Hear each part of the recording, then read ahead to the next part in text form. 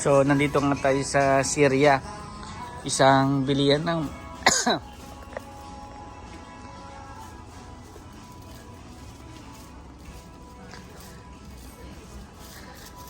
dito sa Syria, napakamura dito ng mga bilihin.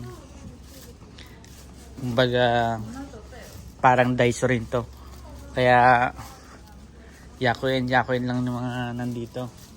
Makakatipid kayo pag dito kayo bumili. Intindihan nyo guys. Yan, mga ganito, mga camping equipment, outdoor equipment. Tapos dito naman sa kabila, ayan, basta kung ano-ano kompleto, halos kompleto sila dito. Saka mura lang. Ayan, mga kitchenware o 1,100 yen lang. Napakamura, saka sulit. Dito naman sa kabila, ayan, kitchenware din dyan. Kaya dito sulit talaga dito.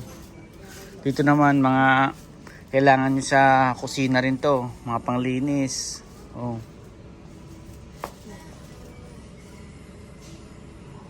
Tapos dito naman mga panglinis din dito, panglinis sa lababo, sa mga barang, mga tubo,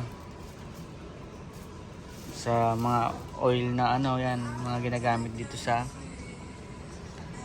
Japan. Syria po to, dito Daiso, halos magkapares lang sila ng amount sa mga bilihin. Yan, kompleto sila dito guys. May mga gamit silang pang outdoor, indoor, ayan, lalo na sa bahay. Yan, pag bago kayo, gusto nyo bumili ng gamit, dito lang kayo kasi mura, saka may quality din to. Mga gamit din sa mga gardening, yan, pagtatanim, dito. Kasi lahat ng dito sa Japan, mahal talaga. Kumbaga didiskarte ka na lang kung paano ka makakamura. Ayan. May mga tools din sila, mga lang yan, mga medyo mababa yung quality, pero okay na rin pagtiyagaan kasi makakatipid ka naman. Sulit din yung mo. Ayan, mga lock sa bike. Mga accessories sa bisikleta. Sulit na sulit ka na dito kasi pag bumili ka sa iba, napakamahal. Lalo na kung OFW ka lang o ka, dito ko na bumili kasi mas makakatipid ka sa Syria. Syria o Daiso guys dito sa Japan, dalawa lang ang pagpipilian nyo dyan. Yan, mga gamit sa kortina, mga pillow. Ito nga pala pillow.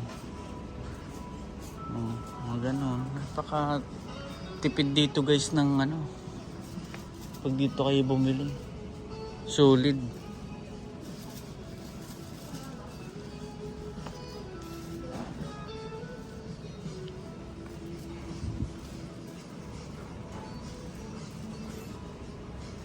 Yan.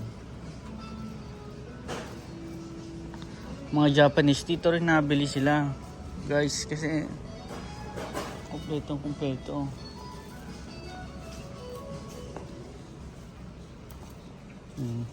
Wala kang masabi dito, napakatipid.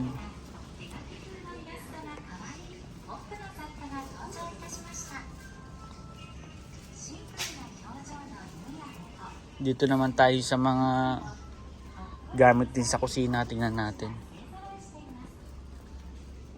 Mga disposable pag may mga okasyon kayo dito sa Japan, pwede nyo magamit yan.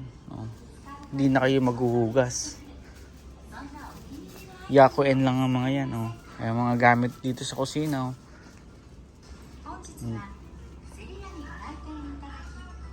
Tipid na tipid dito. Ganun lang yung nabibidyo ko sa inyo guys. Kasi ito lang yung rotation natin dito. Bili ng pangangailangan sa bahay, pagkain, trabaho. Yun. Dito naman sa kabila, may mga charger din dito. Ayan. Mura lang. Ayan, charger. Tapos, tawag dito. May smartphone saka iPhone na mga case. Ayan. Tempered glass meron din, oh. For iPhone, Android. No, sa mga makakita nito na baguhan lang dito sa Japan, tandaan nyo po ito, Sheria to. Maganda dito dahil mura talaga siya. Oh. Mas tipid dito. Ayan, mga container. Oh. Sulit na sulit yan. 100 yan lang mahigit. Pero yung malalaki-laki na mga 200, mga ganun. So, tipid nga dito, minasang. So, ayan po Sheria. Yan.